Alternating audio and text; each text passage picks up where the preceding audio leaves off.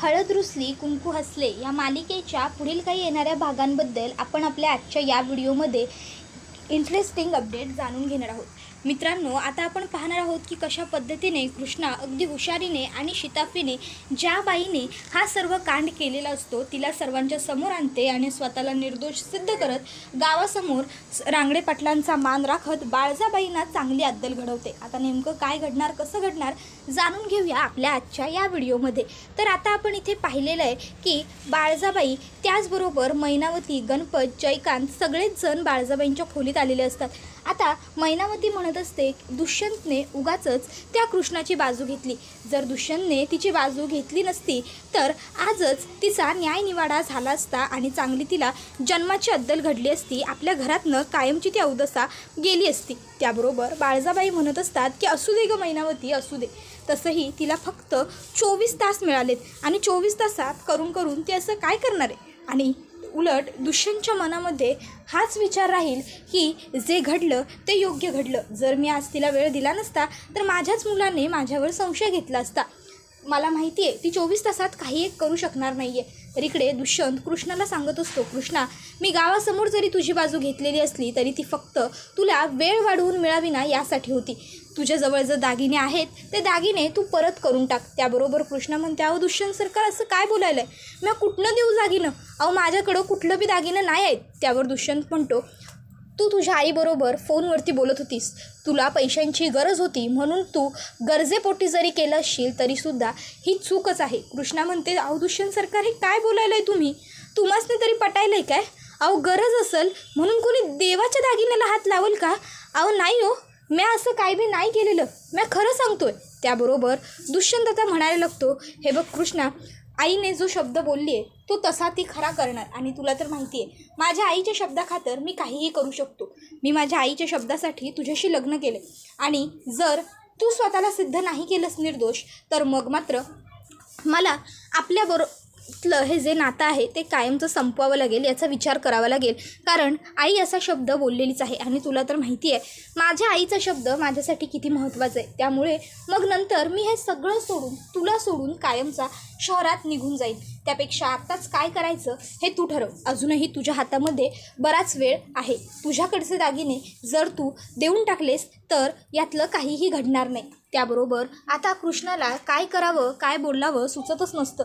दुष्यंत तिकडनं निघून गेल्यावर कृष्णा ही मात्र तिथे तशीच बसून राहते। मग आता कृष्णा ही तिकडनं कशीबशी उठते आणि कशीबशी अडखळत ती आता रांगडे पाटलांच्या घराबाहेर येते आणि घराबाहेर ती आता झाडाखाली येऊन बसते आणि आता ती म्हणत असते, देवी कशा पायी ग माझ्या बाबतीत नेहमी हे असं काही ना काहीतरी घडत असतं। काय बिघडवलं आहे म्या तुझं, काय केलं आहे की माझ्या बाबतीत प्रत्येक वेळी तू एवढी कठोर होऊन वागतीस?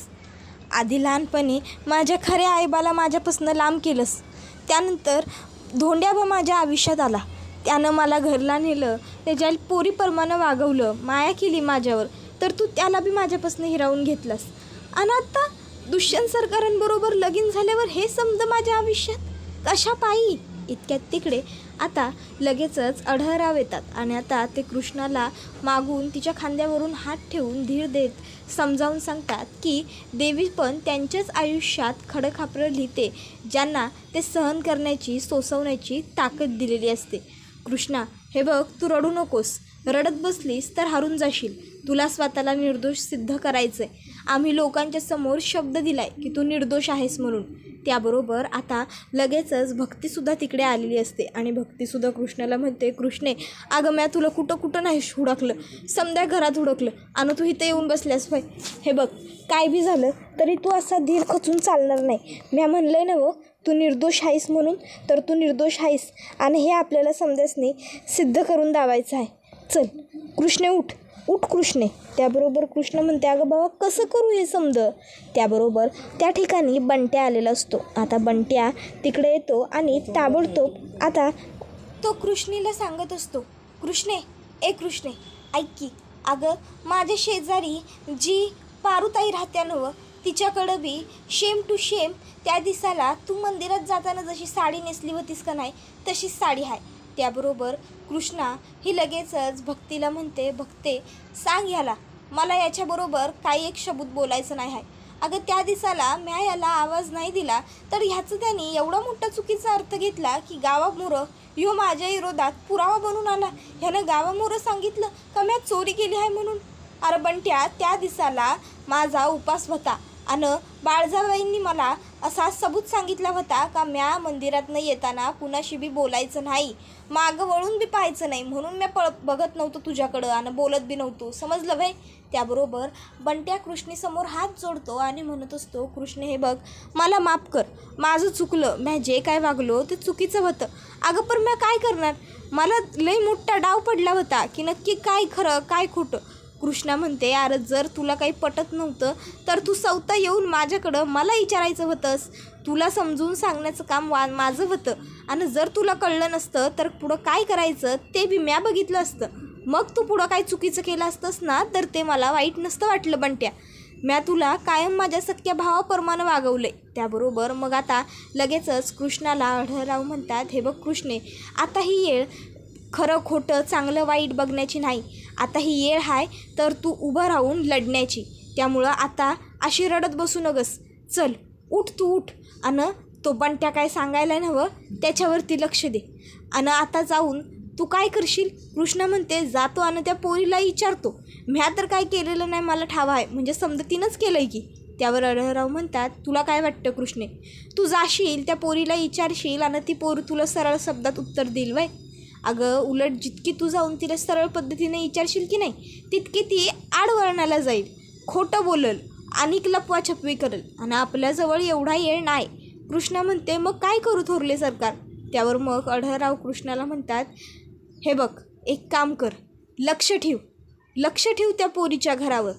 ती पोरगी घरात नाही या गोष्टीचा अंदाज घे, अलगस तिच्या घरात घुस आणि अलगस ते समज दागिनं काढून घे आणि नंतर गावामोरं या गोष्टीचा खुलासा कर. समजलं नवं. त्याबरोबर कृष्णा म्हणते, जी थोरलं सरकार, तुम्ही जसं म्हणलायचं नवं म्या अगदी तसंच करतो बघा.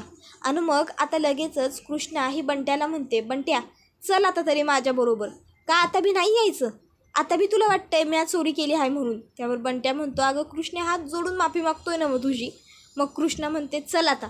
मग कृष्णा आणि बंट्या हे दोघं बी आलेले असतात त्या पोरीच्या घराच्या समोर, जे मोठ्ठच्या मोठं आंब्याचं झाड असतं त्याच्याजवळ. आता लगेचच तो तिला सांगतो, कृष्णे हे बघ त्या पारुताईचं घर. त्यावर कृष्णा म्हणते, आता लप इथं.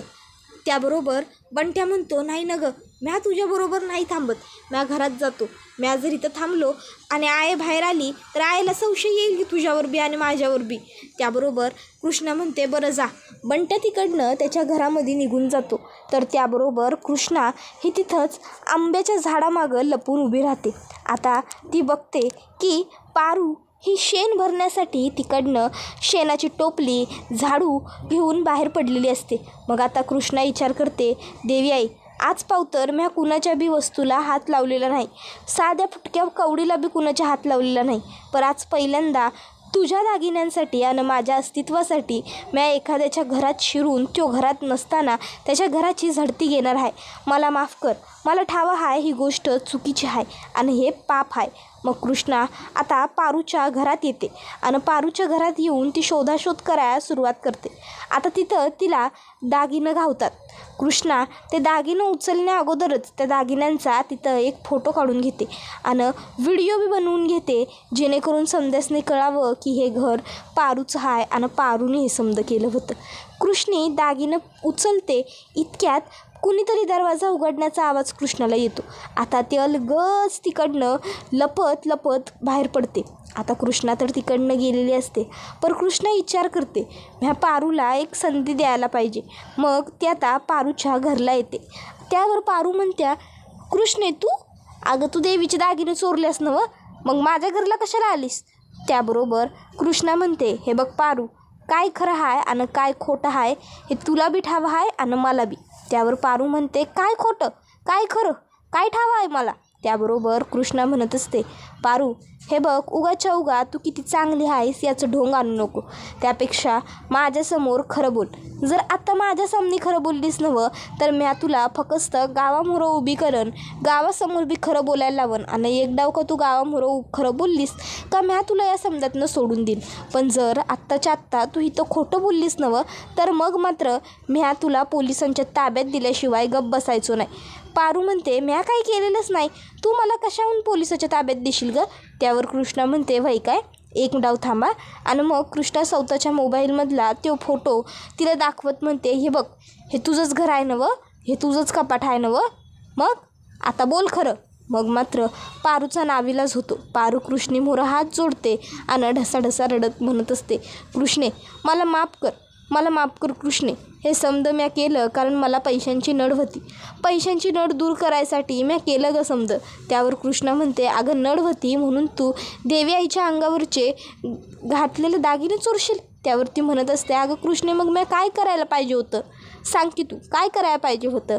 अगं जेव्हा आपल्याला नड असत्या नवं तेव्हा आपल्याला बाकीच्या गोष्टींची जाण नसते, समजलं तुला. फक्त आपल्याला आपली अडचण दिसत असते. आणि माझ्या बाबतीत बी तेच घडलं. पाप काय पुण्य काय यापेक्षा महत्त्वाचं मला माझी गरज आहे असं मला वाटलं. त्याबरोबर कृष्णा म्हणते, आता तू चल माझ्याबरोबर चल आणि गावात समद्यासनी सांग.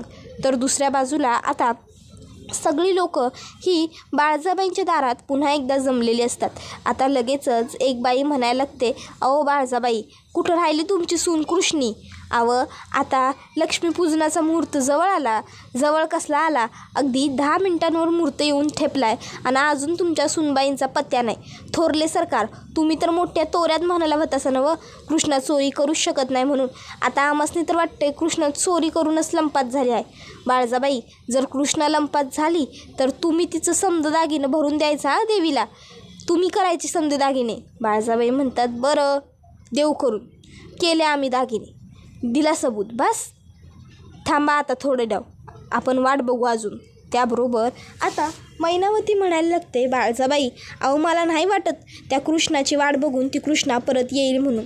त्यापेक्षा आपण देवीला नवदागिनं करायला टाकू, नाही म्हणजे त्यानं येळ बी वाचल की. त्याबरोबर लगेचच आता इकडे एक माणूस म्हणायला लागतो, वय मला पटायलं आहे काकी साहेबांचं, आणि तसं बी आता वाट बघण्यात काय अर्थ आहे. त्याबरोबर अढळराव म्हणत असतात, 24 तास व्हायला अजून पुरीच्या पुरी 8 मिनटं बाकी आहेत.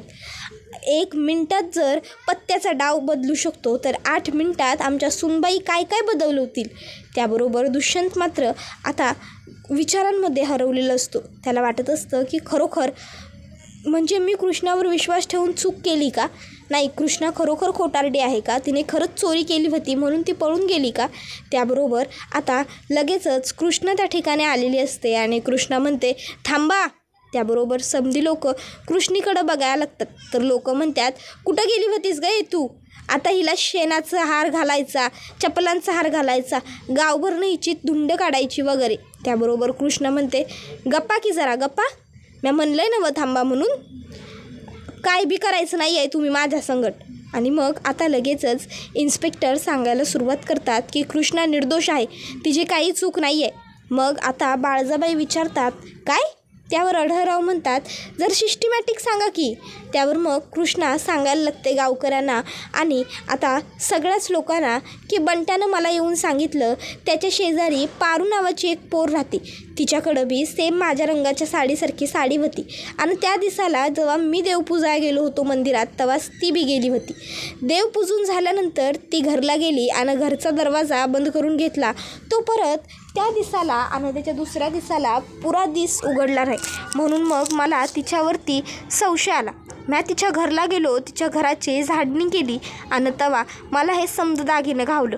आणि जर तुम्हासनी खोटं वाटत असेल तर मग मी ताबडतोब त्या बाईला इथं बोलवतो आणि त्या बाईला इथं बोलवून मग तुमच्या समोरनं सिद्ध करतो काय खरं काय खोटं.